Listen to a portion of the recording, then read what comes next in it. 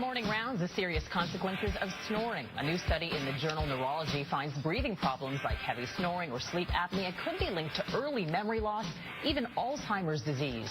Dr. Carol Ash is Director of Sleep Medicine at Meridian Health. Carol, good morning. Good morning. So this link is not new, but this one is really specific. Yeah, well, you know what?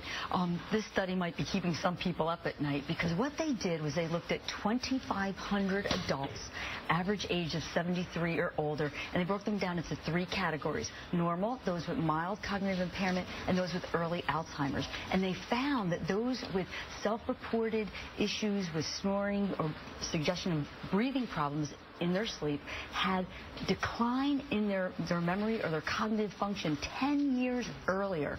So that's significant. And you know, we're not saying that snoring leads to dementia. We didn't see a cause and effect, but this is leading to a growing body of evidence that links sleep to brain health. So suppose you have one of those problems, what do you do? Well, you know, there are some simple treatments. I mean, snoring, we used to think it's benign. Even snoring can be associated with an increased risk of stroke and thickening of the artery in the neck. And so when you have symptoms of snoring or symptoms that suggest you have sleep disordered breathing, you really want to take it seriously. There are simple screening that can be done to identify somebody that has a problem. There's home sleep tests to make the diagnosis, and then there's treatment options. So actually, I brought one of the treatment options. This is a CPAP mask. It would hold your airway open at night so it won't collapse. But there's some treatments too: weight loss, dental appliances, surgery, and this is common.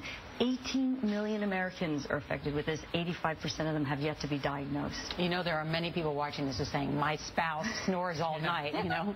Are they going to have memory problems or have an increased likelihood of Alzheimer's? You know, I am such a big advocate of, if you snore, please reach out. Charlie and I had a discussion about it. You know, I also do critical care. Nothing is more horrible for me than having a person show up with a stroke or heart attack that could have been prevented by simple measures, and this is one of them. Why? Because snoring is a sign that... Snoring, as your airway starts to narrow, you'll get turbulent airflow, so it's a sign of sleep apnea.